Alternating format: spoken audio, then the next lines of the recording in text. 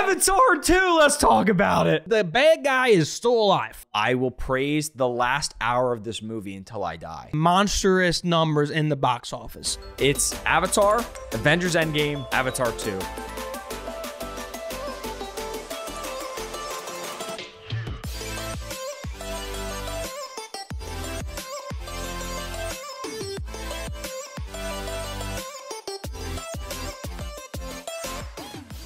Let's party. Life's always a party. Let's go, Paulie.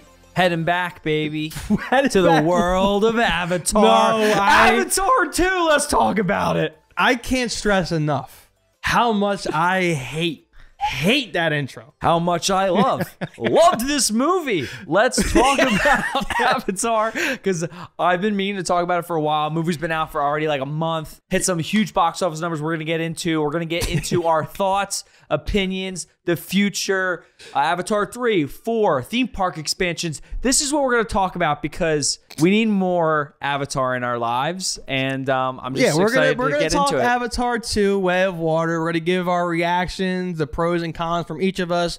But pre-show, I like how Paul goes, Ryan, you got the intro? Yeah, I got the intro. Next thing you know, Paul goes on a 20-minute rant with some, I don't even know what that intro was. Because you weren't going to give the movie its justice, its due. Ryan, spoiler, Ryan, I don't think was the biggest fan of it. So well, we'll get into that. But first, I'll tell you who was a fan of the movie. Everybody else. I mean, if you know Avatar 2, you know Avatar. This movie hit monstrous numbers in the box office. So domestically, it was the top. It was top 10 charts domestically. It stood at an astonishing $608 million domestically. It moved into the top 10 highest grossing movies of all time. It passed the Avengers, the first one, which here in the States. Domestically here in the States, if you don't know. I thought everybody was educated on that. Domestic. Oh, because we do have other countries listening. We do. So domestically here in the States, moved in the top 10, made over $608 million. A lot of people love the movie, but Paul, the numbers overall are even more astonishing. Yeah, so right now it is currently the third highest grossing film of all time. It's Avatar, Avengers Endgame, Avatar 2, which is insane. But worldwide, Paul, the numbers are astonishing. Yes. So Avatar 2 is now the third highest grossing film of all time worldwide. It is at $2.1 billion, slowly still gaining. It just surpassed James Cameron's other film, Titanic. So now James Cameron has 3 of the top 4 grossing films of all time. Insane. 3 earning over $2 billion at the worldwide box office. Do you just think, we're going to get into our thoughts on the movie, but why do you think that is, that he's had 3 of the top 5 highest box office? Just a visionary, I guess. People doubt. Is that resources, though, you think? Or just his creative mind? Creative mind. I think, the idea of being able to want to make Avatar, at least the first one, it was, in development for so long. And then really they held off on making it because the technology wouldn't do it justice. It wasn't there. And then, everyone, it kind of grew in popularity due to the fact of changing the industry, adding 3D, making it really a spectacle to go to the movies.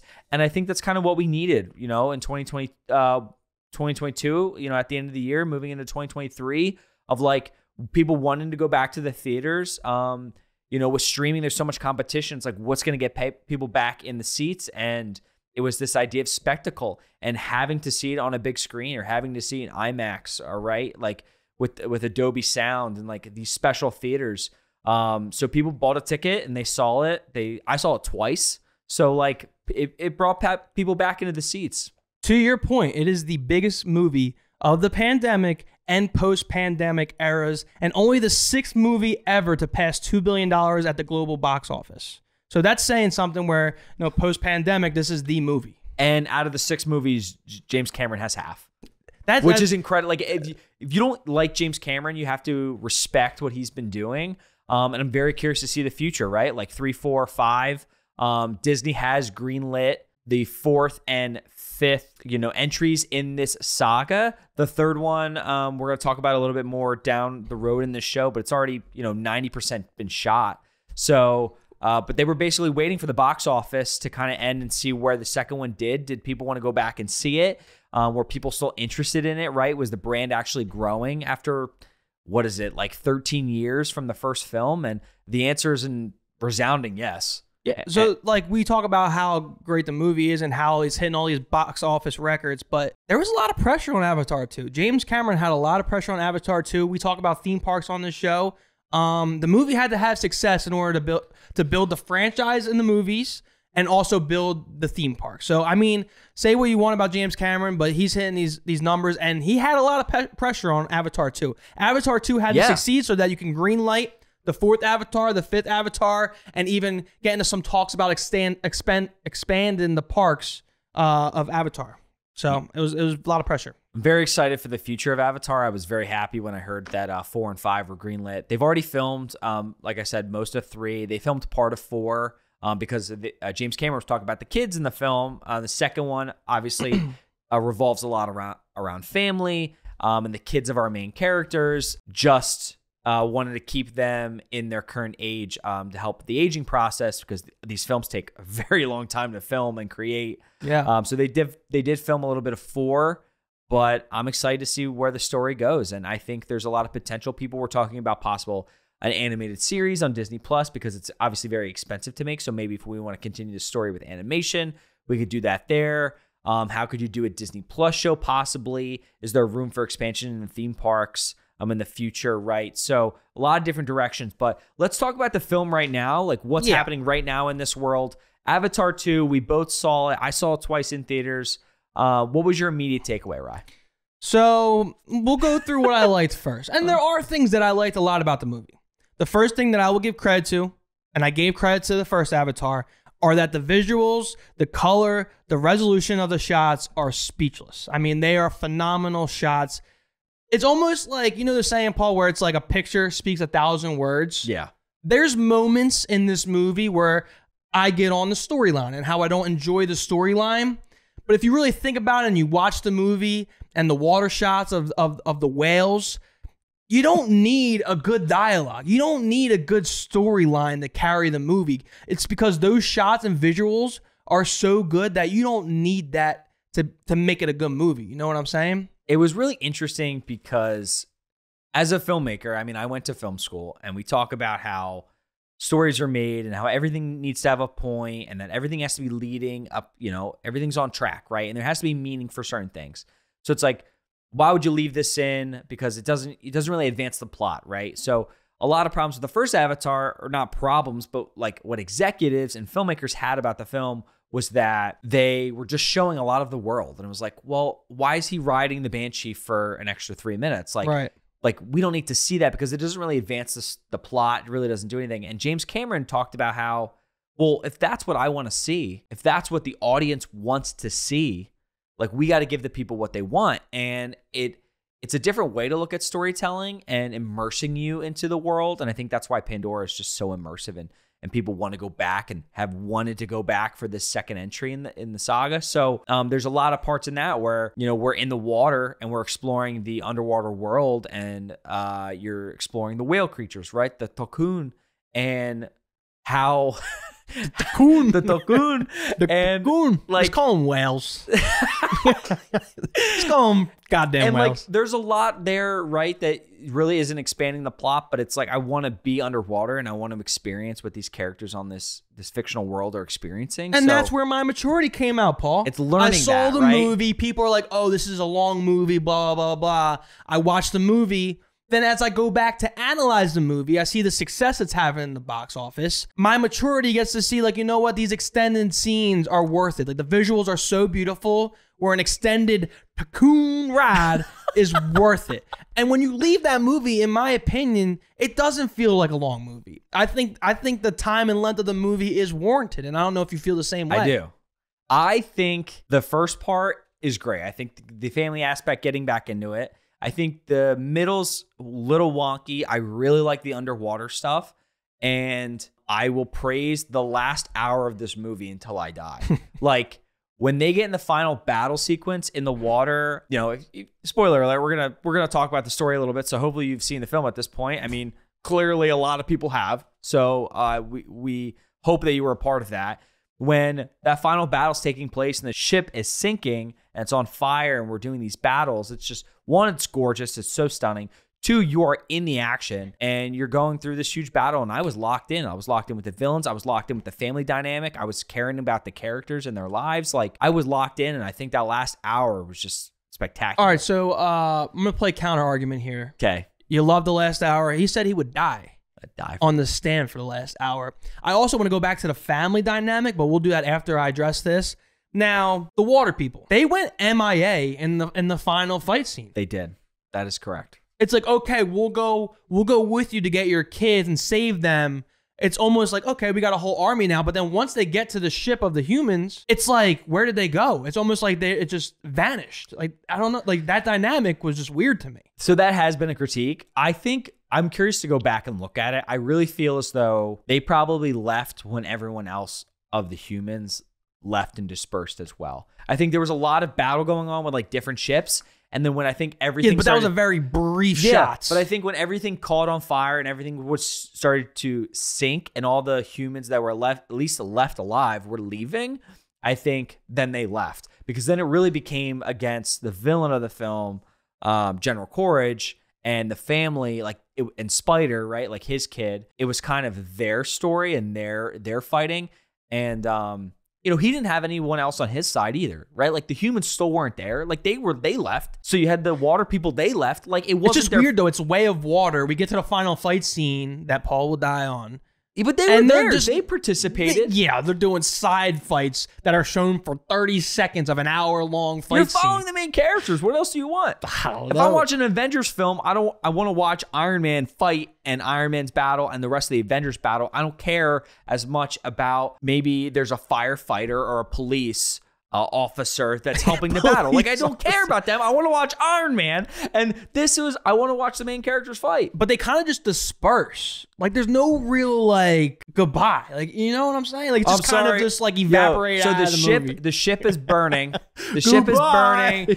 Hey, man, it's been great. We'll shake hands. Let's get out of this fire. No, it's like everyone left. Everyone's like, we all understand they're all adults. They got to get out of there. So back to the family dynamic. I think that was actually a very important part of the film, or just the overall arching thing of the film. Yeah, the premise of it, yeah. Because we talk about them greenlighting 4 and 5. It's like they almost had to make a different storyline with the kids and make them the vocal point of this movie, because they're going to have to build those characters now if they want to have a longer successful franchise. So I do like that they have the family aspect of this movie.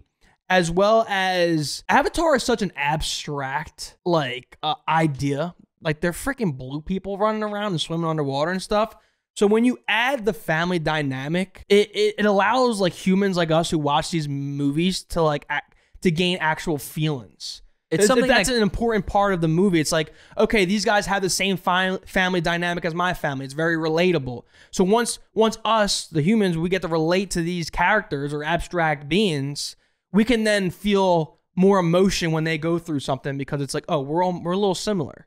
Yeah. So that's an important part of the movie, which I thought that I liked a lot too. Those elements are what ground the film and make you connect with it, right? I mean, it's so funny you talk about it. It's like, oh, it's just these blue people in space. And to me, it's like, I go to Star Wars. I'm like, yeah, these guys have light swords, right? Like, nothing makes sense. You're watching a fantasy story and you're having that suspension of disbelief. So yeah, I'm a big fan of it, man. Because when that tycoon died, I was sad. I was with my girlfriend. She was crying. And you don't get that feeling unless you add the human element and the human dad-son relationship that other sons go through. You don't get that emotions unless you build that up first. And it's like just like with an animal or like your pet or dog. Well, here's a great part, right? You said you didn't love the story that much. Like, that was part of that storytelling. Like, you have to build those relationships or you won't care for them, right? Like, for me, I mean, huge spoiler alert, right? Let's talk about the son for a little bit, like the oldest son. You got to hit the alarm when there's a spoiler. Spoiler alert. At the end, right, we have the oldest son who dies, and you know, most of the film we're exploring and connecting with the middle son, right? We're connecting with the younger son, and I think he will really take us for the next couple of films. And it's like, I wish we did spend a little bit of time with the oldest, but not as much as I would have hoped to have the impact of his death at the end. Did I feel it? Absolutely. But if you killed off the middle son, I think it would have been like game over. A lot of people would have really felt that. That's a good point. You know, because we really spent the majority of our time with him, not the oldest. You had those connections, but would it be too predictable? I don't think so. It's like you're with him the whole time. You spend all this time with him and then you kill him off. It's like, where do we go from here? Like, if anything, it's more unexpected that you're killing off this guy you spend so much time with. But at the same time, you're building that connection, that story, and you're making people care about the character and you're grounding it in reality. I think there's a lot of great stuff. All right, I got one more good thing before we get to the negatives. What's your last good thing?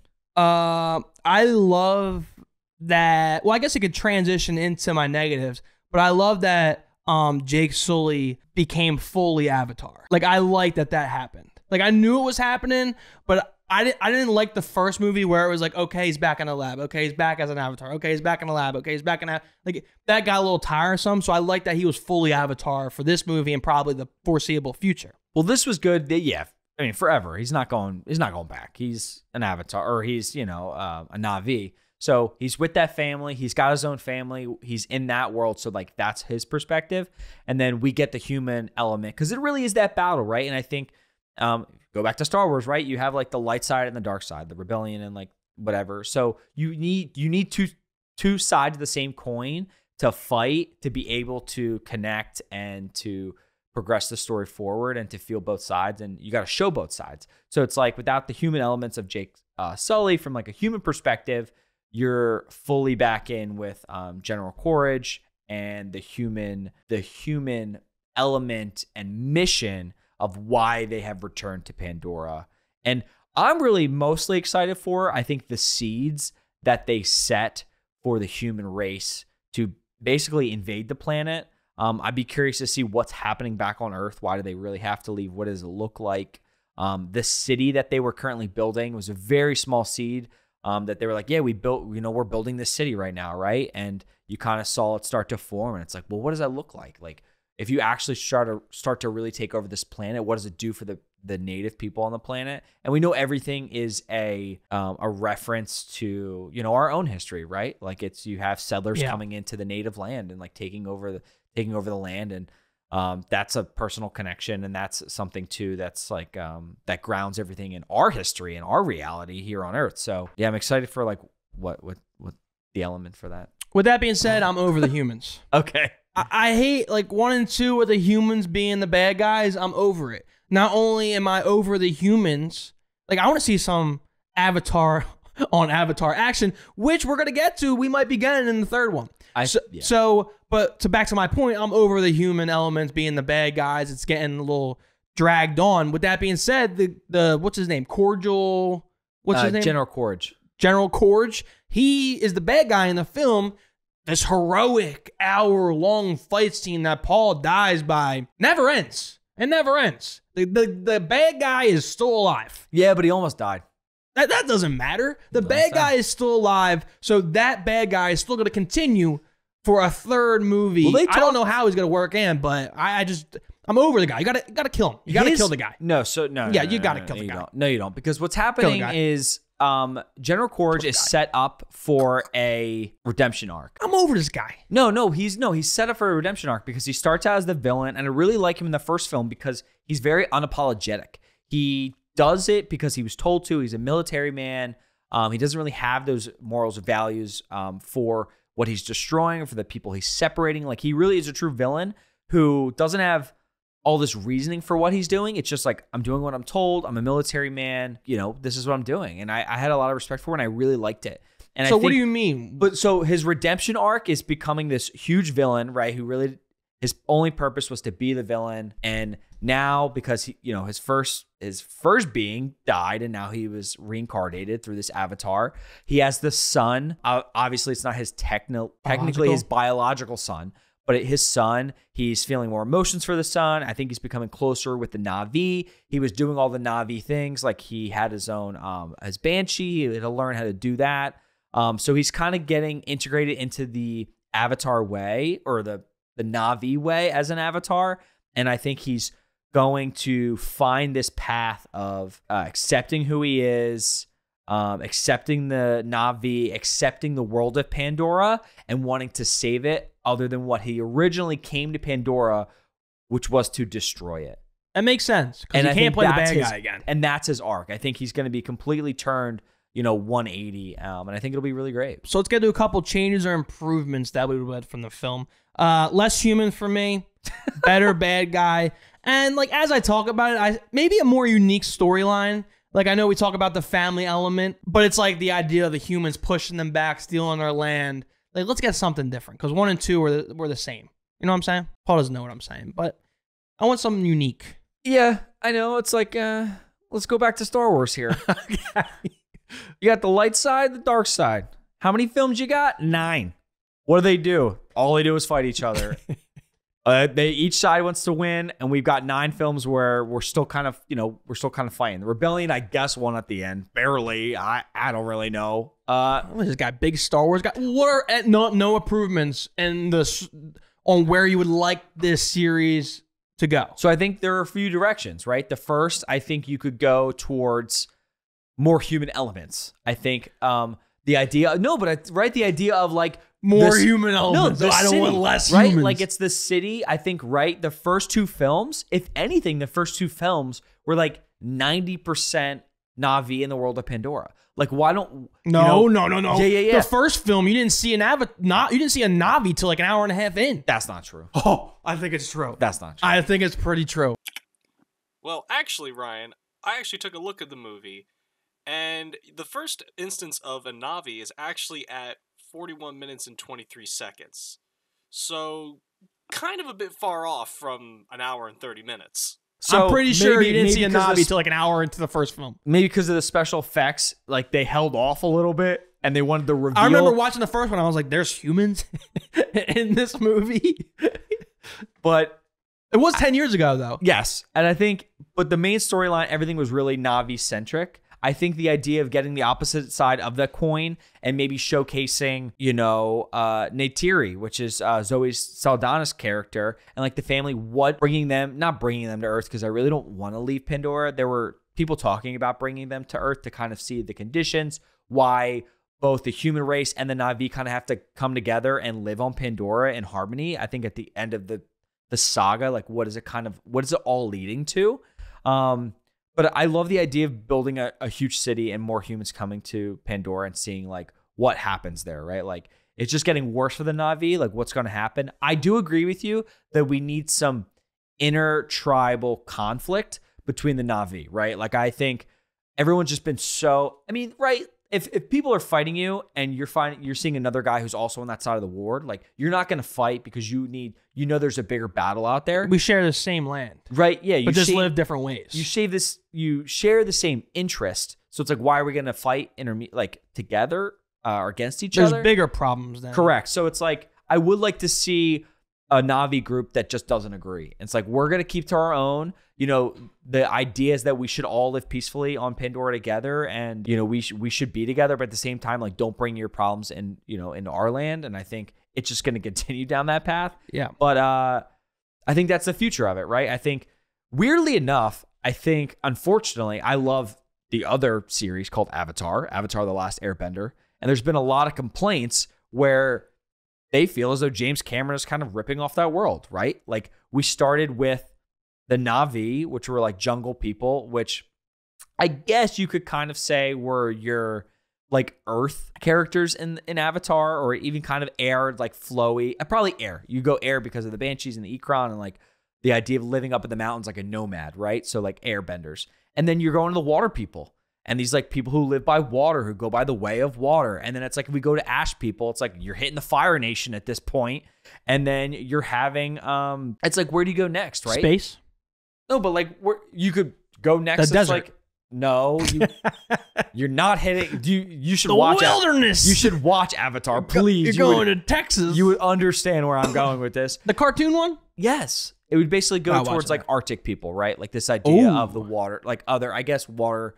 That way of like Arctic, and James Cameron has kind of talked about how he wants to explore different tribes and the world of Pandora. So, couple questions. Yeah. Do we know why we waited 10 years for the second Avatar? And then, so it's like you wait 10 years, you have the first one, and now it's like boom, boom, boom. 2 comes out, 3's coming out, quick turnaround, 4, 5 greenlit. It's like what was that big gap for? It's all technology based. The first one took a lot of time to develop the facial, the motion capture for the it took a very long time because they film in a very unique, different way than any movie out there. Yeah, it was really motion capture, the development of it. Because if you watch the scenes take place, they're in, I forget what it's called. I don't know if it's called The Volume, but there's something very similar called The Volume, which is used with special effects. But they're basically playing in this black box theater almost, where they just kind of have like sets hanging around, and they have cameras kind of 360, kind of filming everybody. All the actors also have cameras towards their face and on their face, taking their motion capture. But a lot of it needed to be developed to be able to function in water. So it was this idea of James Cameron wanted to develop the tribe in water and film stuff in water, and the motion capture wasn't there yet. So it was kind of just another step of waiting for it to be developed. Also getting it greenlit by the studio. How much money, I forget I think it was $350 million to make it, which is, I think, the second most expensive film of all time. All right. And then before we get into the speculations of like where the story is going, like there's articles written about where people think the movie's going or the franchise is going in 3, 4, 5. Let's talk about the viewing experience, because I saw it in 2D. You saw it in 3D. Obviously, the people out there are saying that you probably should see Avatar 2 in 3D. So, like, what is different about the experience? Or why should you see it in 3D? So, with streaming, it is becoming harder and harder to get people to go to the movies, right? People don't want to go to the movies. They don't want to spend the extra money. They don't want to go out of their house. They have all this content in their home. So, the movie-going experience has kind of gone in the direction of a premiere event, like a sporting event or a Broadway show, for example. So it takes a lot to get people out of the house. And when you go out of the house, you want to be able to see that premiere. You want to have that premium experience of like, what am I getting the best value for my money and the best experience possible? The theaters have upgraded all the seats to be leather recliners, right? A lot of the seats now, they have, they can heat your ass. We've talked about that too. They got heating, right? Kids show. Yeah. Gotta heat that thing up. And gotta heat that thing up. Gotta heat that thing up to watch the tycoons fly around. And I think the experience just has to be better. And at the end of the day, when you're seeing something as beautiful as the world of Pandora and what James Cameron and that crew has created for the screen, you should be seeing it on a premiere screen, first of all, which is usually an IMAX theater or an Adobe theater, or if you go to like Cinemark, it's a Cinemark XD theater, and AMC is called their AMC Prime AMC, whatever it's called. That's like their premiere theater. It's basically upgraded audio, upgraded screens and projectors, all of those kind of things. And you're just seeing it on the largest screen in that theater possible. So your argument is that to make it different than to watch Avatar at home, you're getting out of the house. So as you're getting out of the house, you might as well just put on some 3D glasses. No, that's your argument. No, you might as well, if you're doing it, you might as well see it in the best possible viewing experience. And you believe that it's better, it's a better viewing experience 3D. Avatar, does that differ per movie? Well, no, this is the difference. You can see movies on an IMAX screen that are not shot in 3D.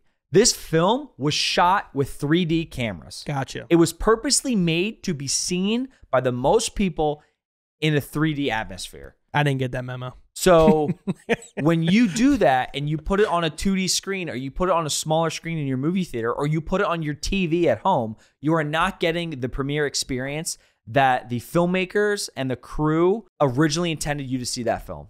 And I think you're doing yourself a disservice by not seeing it in 3D and seeing it at a premiere experience with the largest screen possible with the best sound system, and just put on the damn glasses. The glasses have gotten fine. You're going to experience it better. You won't even, after 30 seconds, you're not going to notice they're on your face.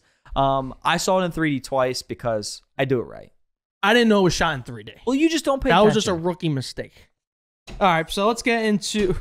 What is that? Ryan doesn't pay attention. It's not a pro tip. It's not a spoiler. Ryan doesn't I don't know what see he's doing. movies in 3D. Ryan needs to put on some 3D glasses and start paying attention to I the didn't even know it world. was possible to shoot a movie in 3D.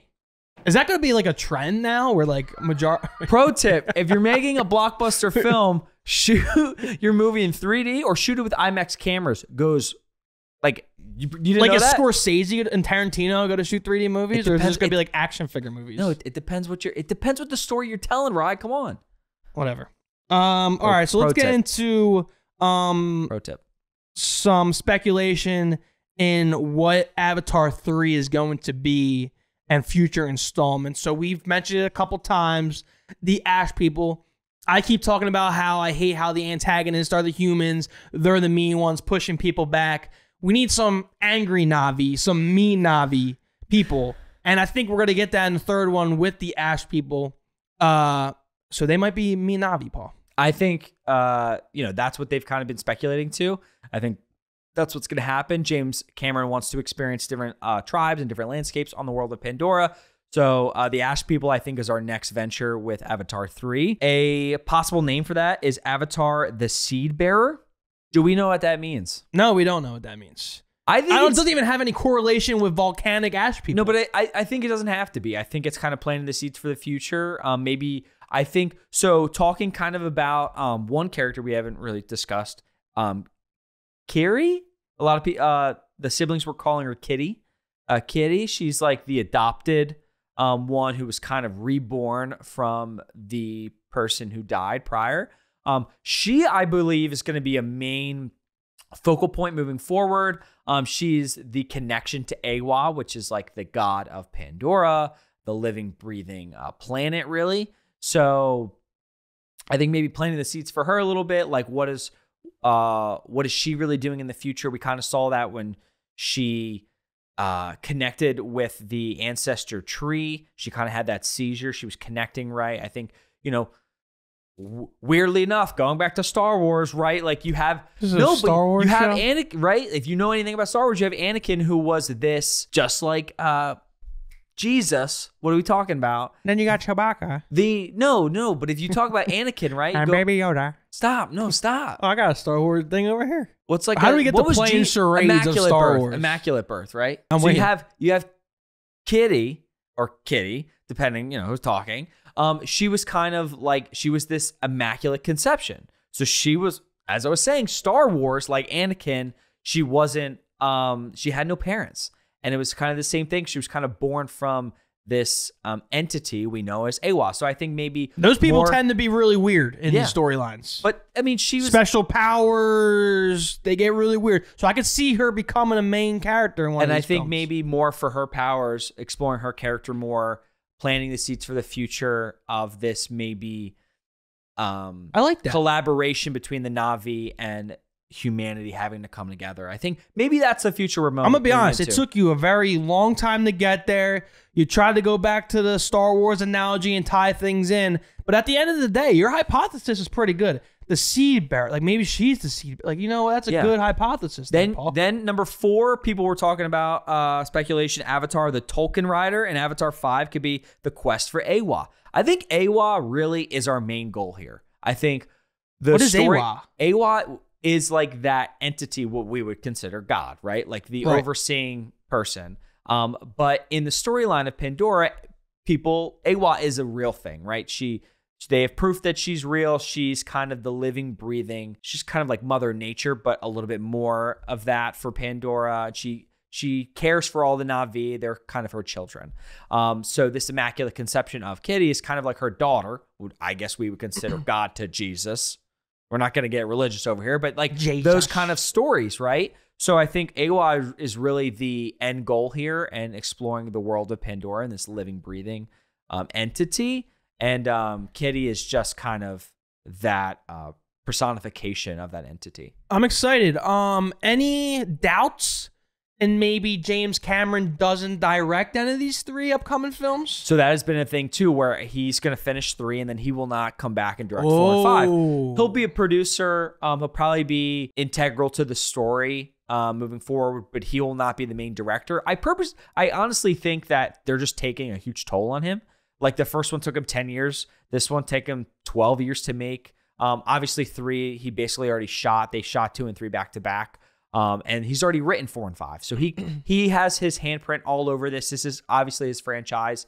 But at the same time, I think directing it, they might want some fresh eyes and he might want to break. So I could see 4 and 5 going to a new director. Yeah, so there it is. Way of Water, Avatar 2 review, summary, what's ahead, fun episode.